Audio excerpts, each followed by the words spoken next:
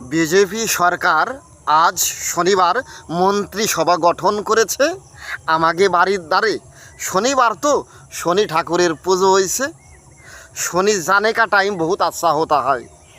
পুজোটা হয়েছে, খুব আনন্দের সঙ্গে আমরা আছি। কিন্তু এই আনন্দের মধ্যে একটা কথা, কেউ কিন্তু রাগ পুষিয়ে রাখবে না ভিতরে। টিএমসির এক শ্রেণীর মানুষ একটু বদমাশিপানা করেছে, আমি জানি। রাতের অন্ধকারে দিনের বেলা ঘরের মধ্যে মানুষ পায়খানা করেছে, বাইরে পায়খানা থাকলে পায়খানা করতে পারে না, টোপাই পায়খানা করেছে। এত ভয়ঙ্কর দিনগুলো গেছে, আমি নিজে তার শিকার।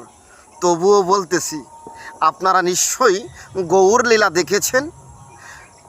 নিত্যানন্দ মহাপ্রভু নাম বিতরণ করছে দাঁড়ে দাঁড়ে, জগাই মাথায় এসে তার মস্তক ছেদন করে দিয়েছে, কপাল কেটে রক্ত বেরোচ্ছে।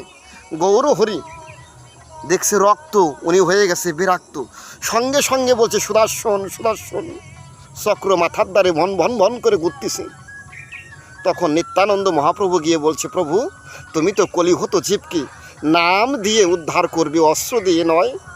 তদ্রূপ বিজেপি সরকার আমার দ্বারে গৌর হরির মতো আপনারা ওই যে শয়তান টিএমসি আছে, ওকে প্রেম দিয়ে উদ্ধার করেন, ভালোবাসা দিয়ে উদ্ধার করেন। কেউ যেন তাকে উপর হস্তক্ষেপ না করে, এইটুকু আমার প্রাথমিক আত্মনিবেদন। মানুষ মেরে ধর্ম হয় না, মানুষ মেরে চিরদিন ভালো থাকা যায় না। যারা মেরেছিল সব বাড়ি থেকে পালাই গেছে। সত্যি বলছি, তুমি ভবিষ্যতে ভালো থাকবা নির্ভর করবে তোমার বর্তমান কর্মের উপরে। এই জন্য আজকে আপনারা যদি আকাশ কোকাশ করেন, 2031 সালে মনে হয় আবার ভোট, তখন আপনাকে উপর আবার আসতে পারে চোট। জয় হরিবল।